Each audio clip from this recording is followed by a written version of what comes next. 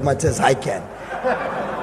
First So of all, I thought you said he's kind of I want to join issue with Nilkant because I don't think the private banks have covered themselves in any glory whatsoever. We have more scandals in the private banks today than we have in the public sector banks. And nobody can blame only the public sector banks. There are more scandalous things coming out of the cupboard of private sector companies. There are more scandalous things coming out of the cupboard of private sector NBFCs, private sector HFCs. And this government is trying to clean up that mess. And that is the consequence that Nilkant you're talking of. I don't think privatization is the panacea of all the problems of this country.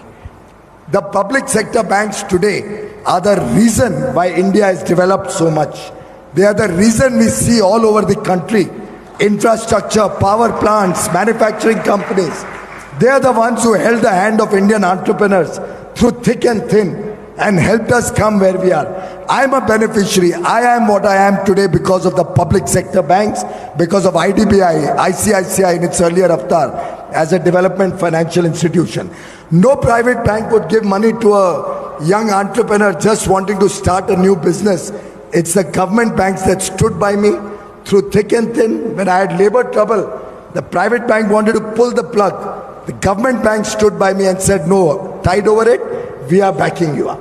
I think it's time we recognize the important role they are playing. Not to say that we should not privatize, not to say that we should not disinvest. Government has no business to be in business. I support that. But let's not castigate the private sector bankers. They've done some huge work for this country. And I think it's a matter of pride for India that we have projects in the remotest corners of India. No private bank, including the one where my friend Nilesh Shah works, has ever lent to any industry 1 rupee. They've never lent to any exporter, taken any risk capital. It's the government banks that have taken risks and created entrepreneurial spirits in the country. Hats off to these bankers for the adverse circumstances, very, very adverse circumstances in which they have worked.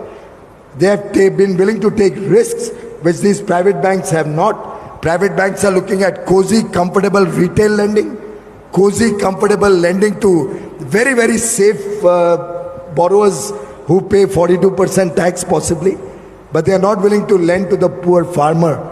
They are looking at soft spots, whether they can lend to a sugar plant and categorize it as an agricultural loan. And I think we must and continue to support the public sector banks if we want India to really grow in a big way.